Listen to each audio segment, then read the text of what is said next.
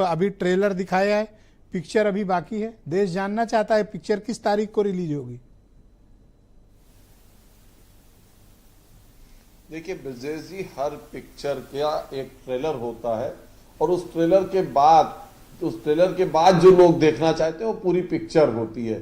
मुझे लगता है भारत ने अपना ट्रेलर दिखा दिया, हमारी सेना का शौर्य देख लिया और विदेश तक के वो अखबार जो कभी हमारे पक्ष में नहीं बोलते थे, उन्होंने भी हमारी जो शौर्य है उसकी तारीफ की है। पाकिस्तान को जो डेंट हमने दिया है उसको लोगों ने माना है और पाकिस्तान के डीजीएमओ ने रिक्वेस्ट किया, उसके बाद ये जो सीज फायर वर्ड है वो आया है। और मुझे लगता है कि हमने कई चीजें उनको चेता दी हैं, दिखा दी हैं कि आतंकवाद का हम समूल नाश चाहते हैं और देश के प्रधानमंत्री ने कहा अब आतंकवाद खत्म होकर रहेगा और पाकिस्तान से कोई वार्ता होगी तो सिर्फ और सिर्फ पीओके कब वापस करेगा इस पर होगी और कैसे वापस करेगा। मुझे लगता है कि हमको इंतजार करना चाहिए।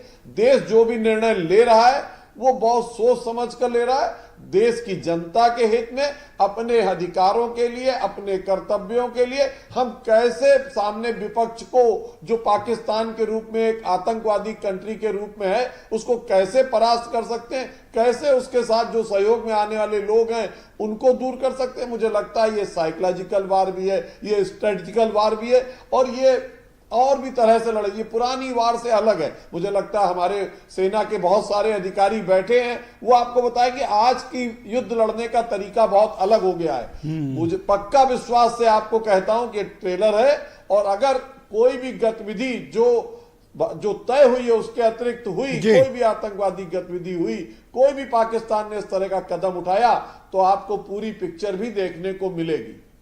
आप चाहते हैं कि सेना आपके लिए लड़े, बहादुरी करे, पराक्रम करे, वो करेंगे, उनका कर्तव्य है। लेकिन मध्य प्रदेश में आपकी हुकूमत है, आपके एक डिप्टी चीफ मिनिस्टर ने और आपकी पार्टी की सरकार के एक सीनियर कैबिनेट मिनिस्टर ने सेना को अपमानित किया, कर्नल सोफिया को अपमानित किया, बेहूदी घटिया नीच बातें कही और आपने कोई एक्शन नहीं लिया।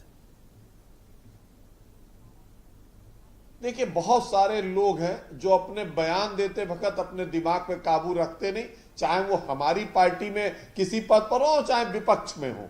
मुझे लगता है इस समय देश का ध्यान कहीं होना चाहिए। आपकी हर बात का फायदा सामने वाले देश में चटकारे लेकर गाया जाएगा। मुझे लगता है चाहे भारतीय जनता पार्टी के किसी भी बड़े से बड़े पद पर बैठा व्यक्ति हो, उसको मैं नकारता हूं, खारिज करता हूं। पार्टी उनके खिलाफ कार्रवाई करेगी। ऐसे लोगों को कतई सम्मान होने की जरूरत नहीं है, चाहे वो भारतीय जनता पार्टी का कोई हो। इस समय देश लड़ रहा है, भारत सरकार लड़ रही है। कोई भी बीजेपी, कांग्रेस, इस तरह के लोग बयानबाजी करने से मुझे लगता है बाज आना चाहिए और देश की सेना और उसके शौर्य पर कोई बयानबाजी नहीं करनी चाहिए।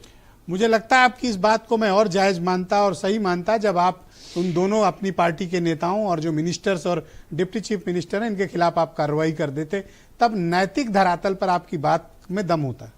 अभी तो ये सिर्फ स्टेटमेंट है आपका। देखिए भारतीय जनता पार्टी, आपने देखा होगा ऐसे जितने बयानबाज हैं सब पर कार्रवाई हुई है। हमारी एक कैडर बेस्ड पार्टी है, डिसिप्लिनरी एक्शन लेने के लिए तमाम चीजें हैं, उनके तहत कार्रवाई होगी और जल्दी आपको उसका रिजल्ट भी पता लगेगा। बहुत शुक्रिया आपका। मैं प्रियंका